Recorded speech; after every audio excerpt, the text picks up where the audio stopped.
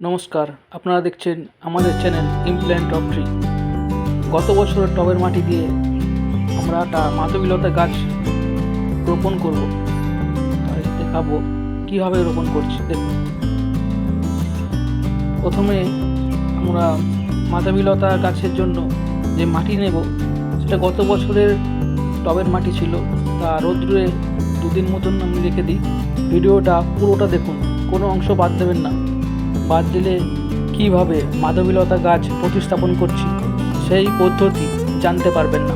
মাটি দুদিন রোদ্দুর খাওয়ানোর পর এর সঙ্গে গোবর সার আমরা 30 থেকে 40% যা মাটি নিয়েছিলাম তার 30 থেকে 40% গোবর সার এর মধ্যে মেশাবো।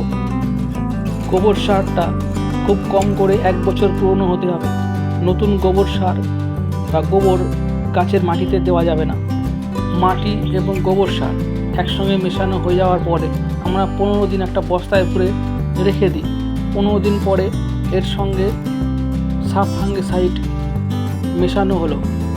গাছ প্রতিস্থাপনের জন্য মাটি তৈরি। এবার আমরা একটা 8 ইঞ্চির টব নিয়ে টবের নিচে কয়েকটা ছিদ্র করে নেওয়া হলো। এবার এই ছিদ্রের মধ্যে টব ভাঙা দিয়ে সেগুলোকে ভর্তি করে দিতে হবে। টব ভাঙাগুলো ছিদ্রের উপরে দিয়ে দেওয়া হবে।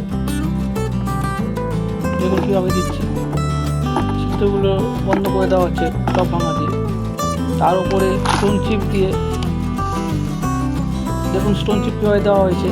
পুরো স্টোন চিপ দিয়ে একটা মোটা আস্তরণ, 1 ইঞ্চির থেকে 1.5 ইঞ্চির একটা আস্তরণ তৈরি করা হয়েছে।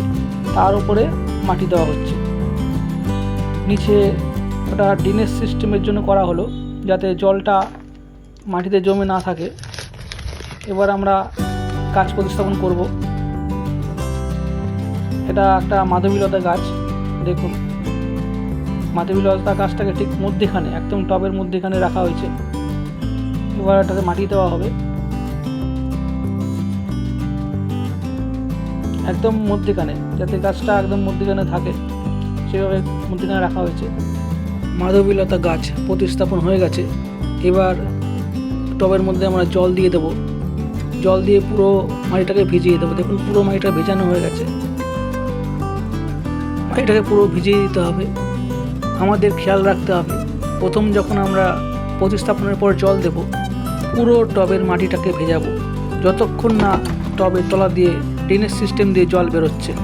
পরবর্তী ভিডিও পেতে, এই ধরনের ভিডিও পেতে চ্যানেলটিকে সাবস্ক্রাইব করুন, সঙ্গে থাকুন। নমস্কার, দেখতে থাকুন ইমপ্ল্যান্ট অফ ট্রি।